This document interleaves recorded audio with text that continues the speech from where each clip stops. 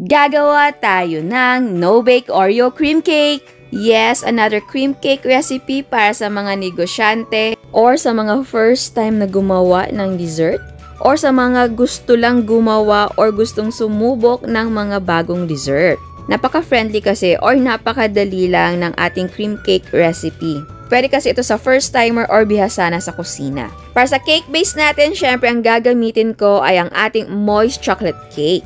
Para naman sa cream mixture natin, napakasimple lang, all-purpose cream, condensed milk at crushed Oreo. Ayan, so unang gagawin natin ay ang ating moist chocolate na base. So, ang gagawin natin dito sa cake natin ay eggless. So, ito yung parang version ng bararat cake. Alam mo yung bararat cake, yung barat na cake. Dahil nauso yan noon yung mga cakes na gusto nila mura lang. So, pinangalanan nilang bararat cake dahil nga eggless, walang itlog, so mura na siya. Pero dito sa version natin, eggless siya, pero maglalagay pa rin ako ng milk powder, ng instant coffee, tapos vanilla essence. So, hindi siya ganun ka barat na cake dahil nga dun sa mga ilalagay natin. Eggless lang siya. Pero makakatipid ka na rin dahil wala itong itlog. So, meron tayong all-purpose flour. Lagyan natin ng baking soda at konting asin. Maglagay din tayo ng instant coffee powder, pwede kahit anong brand. Cocoa powder, ito ay unsweetened. Milk powder at brown sugar. Tapos, imikos-mikos muna natin. I-mix muna natin ito bago tayo maglagay ng ating mga liquid ingredients. Ayan, so maglagay na tayo ng ating hot water. At isabay na natin ang ating cooking oil, white vinegar at vanilla essence. And then, i-mix natin ito na mabuti until wala ng lumps. And eto na siya. And para sure na wala ng buo ng mga dry ingredients, pwede mo itong salain.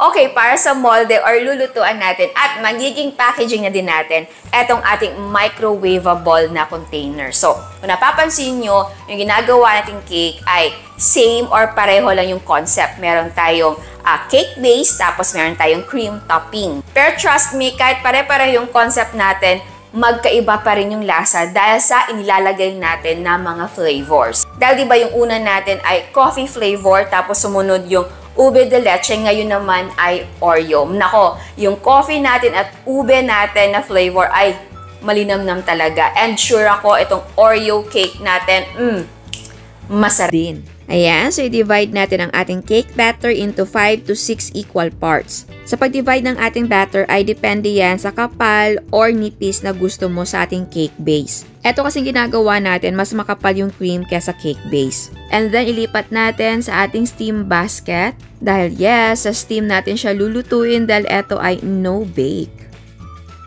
Ayan, tapos takpan natin ng malinis na tela.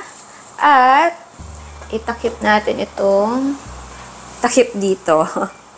Ayan. Iangat siya para walang laylay. Salang na natin. At lutuin natin siya for 25 to 30 minutes. So, i-toothpick check natin siya mamaya. So, i-try natin check ng 25 minutes, baka okay na. Ayan, so i-check natin. Mag-toothpick check tayo. Kapag malinis or may konting moist crumbs yung ating cake, ay luto na yan. Pero kung basa pa, extend the cooking time. Tapos, hanguin natin ito at palamigin. Okay, next naman, ang gagawin natin ay ang ating cream topping. At lalagyan natin ito ng crush na Oreo. So, i-crush na muna natin ang ating Oreo. So, gumamit lang kayo ng food processor or pwede nyong dikdikin.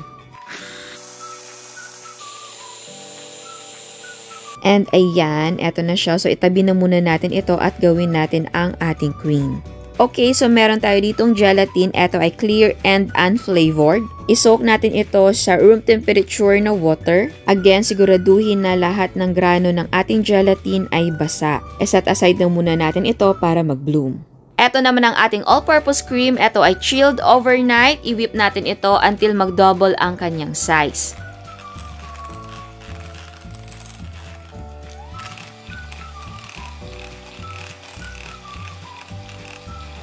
And ayan, nag-double na ang ating cream. So, bago natin ito lagyan ng condensed milk, lagyan na muna natin ng mainit na tubig ang ating gelatin. Haluin natin ito na mabuti until ma-dissolve ang ating gelatin.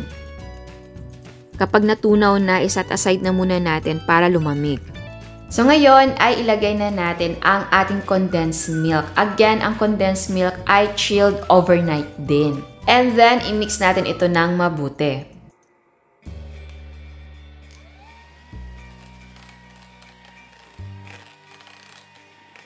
Ayan, kapag na-mix na ng mabuti ay ilagay na natin gradually or pa konti-konti ang tinunaw natin na gelatin. At ayan, na-mix na natin na mabuti. Ngayon naman ay mag-fold tayo ng ating crush na Oreo. And pwede din, kung feel nyo, pwede crack na Oreo ang ilagay nyo. Kung gusto nyo na kada kain nyo, mararamdaman nyo talaga yung texture ng Oreo. And eto na siya, so ngayon ay mag-assemble na tayo. So simple lang ilagay natin yung ating cream mixture sa ibabaw ng ating cake base. So i-divide natin ang cream mixture kung ilan ang nagawa mong cake base. And then spread lang natin ito evenly. Tapos i-chill na muna natin ito para mag-set ang ibabaw dahil may ilalagay tayo mamaya. And eto naman ang pangalawang packaging natin kung gusto nyo na iba yung lalagyan. Pero hindi mo ito pwedeng paglutuan ha. So ang gagawin ko ay tatanggalin natin yung ating cake sa ating microwavable na container. Tapos i-cut natin ito according sa size or shape ng ating clear pack. And then same, maglagay tayo ng ating cream mixture sa ibabaw ng ating cake base. Ito naman ay optional, gagawa tayo ng white chocolate na ganache or pwedeng chocolate sauce. So mag-init tayo ng evaporated milk or pwedeng gumamit ng all-purpose cream. And kapag mainit na, ay ilagay natin ang ating white chocolate.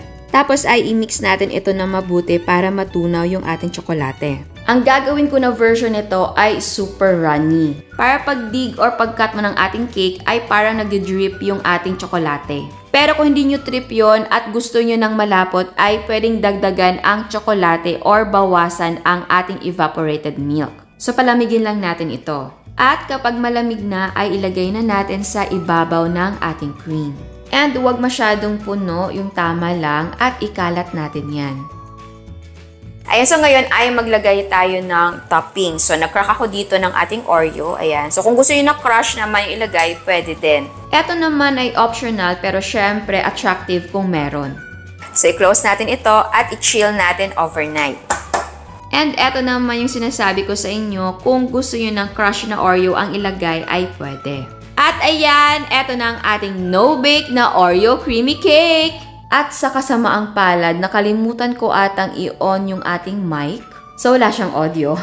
So ang sinasabi ko dito ay, eto yung tikman natin. Eto yung may crush na Oreo na topping. At ayan, nag-cut na nga ako gamit yung ating spoon. At eto yung itsura. So hindi runny yung ating cream dahil sa ating gelatin. At gooey siya tignan dahil sa ating white chocolate na sauce. And kita nyo naman, sarap na naman yung kusinera ninyo. At sumubo pa ng isa.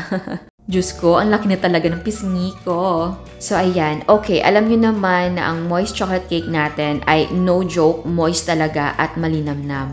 Dahil yan sa milk powder. Ang gamit kong brand ng milk powder ay Bear Brand. Sa cream base naman natin, syempre malasa yan dahil din sa inilagay natin na crush na Oreo. Alam nyo naman ang lasa ng Oreo talagang nakakaakit. Kaya nga super popular ang Oreo sa mga bata at sa mga feeling bata. And I think ang pinapaliwanag ko dito ay tungkol sa ating chocolate sauce. Sa chocolate sauce ay sinadya ko na runny pero hindi siya ideal kapag ita-travel mo ng malayo yung dessert. Dahil kapag ito ay aalog-alog, syempre kakalat yung chocolate sauce. So magiging messy tignan yung cake. So ang maganda ay yung ganache talaga, yung firm. Or pwede na i-melt mo yung chocolate na Bain-Marie method at wala ng gatas. Para kung tumigas, tsokolate pa rin siya pero manipis. Or pwede hindi ka na maglagay ng chocolate topping, yung Oreo na lang. Or kung nagtitipid ka talaga kahit wala ng topping. So I think yun lang yung naalala ko. Sorry talaga na wala yung audio natin. So pwede mo ibenta ng 95 pesos ang maliit tapos 160 naman ang malaki. And yes, pwedeng higit pa ang selling price. Again, ang selling price ay magdidepende kung magkano ang mga presyo ng mga sangkap sa inyo. And sa mga hindi pa nakasubscribe, please subscribe sa ating YouTube channel And please click the notification bell and please click all para ma-notify kayo sa lahat ng uploads. And please don't forget to like our Facebook page and follow us on Instagram. Thank you!